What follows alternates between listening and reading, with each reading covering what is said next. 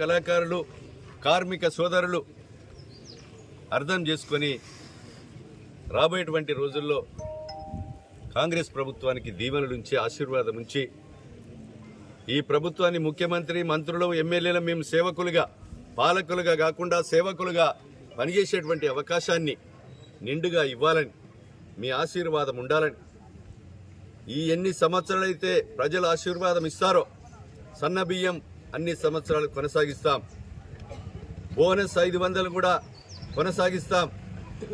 నిరుద్యోగ యువతకు కూడా ఉద్యోగావకాశాలు కల్పిస్తాం.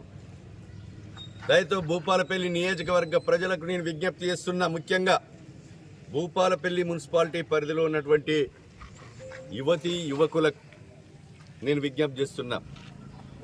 ఈరోజు 58,000 ఉద్యోగాలు రాష్ట్ర ప్రభుత్వం కల్పించిన ఈ నియోజకవర్గం నుంచి 257 మంది ఉపాధ్యాయ పోస్టులు రావడం జరిగింది. 18 మంది ఇంజనీరింగ్లుగా ఏఈలుగా రిక్రూట్మెంట్ అయ్యారు. అదేవిధంగా జూనియర్ అసిస్టెంట్గా డిప్యూటీ కలెక్టర్లుగా తహసీల్దారులుగా ఈరోజు పోలీసులుగా వైద్య శాఖలో కూడా చేరడం జరిగింది ఈ నియోజకవర్గం నుంచి. కానీ ఈరోజు ఇంకా వేలాది మంది ఉన్నారు ఈ నియోజకవర్గంలో నిరుద్యోగ యువత.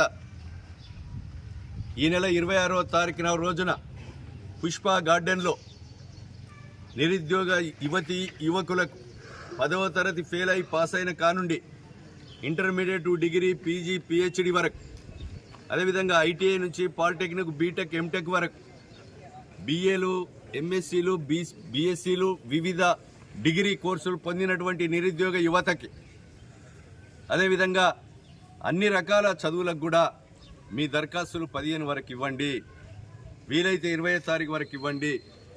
మీ చదువులను బట్టి టాస్క్ ఏజెన్సీ ద్వారా ఈ రాష్ట్ర ప్రభుత్వం తరపున ఇండస్ట్రియల్ శాఖ మంత్రులు గౌరవనీయులు దుద్దిల్ల శ్రీధర్ బాబు గారి నేతృత్వంలో ఈరోజు టాస్క్ ద్వారా 700 కంపెనీలు ఉన్నాయి. మన సర్టిఫికెట్లను బట్టి చదువును బట్టి 26వ తారీఖు రోజున తీసుకొస్తున్నాం. మీరు దయచేసి వరంగల్లో హైదరాబాదులో బతుకుదెరువు కొరకు ఉద్యోగాలు చేసే వాళ్ళు కానీ మీ పిల్లలందరినీ కూడా పేరెంట్స్కు విజ్ఞప్తి చేస్తున్నాం. పిలిపించుకోండి. మన దగ్గరికే కంపెనీలు వస్తున్నాయి.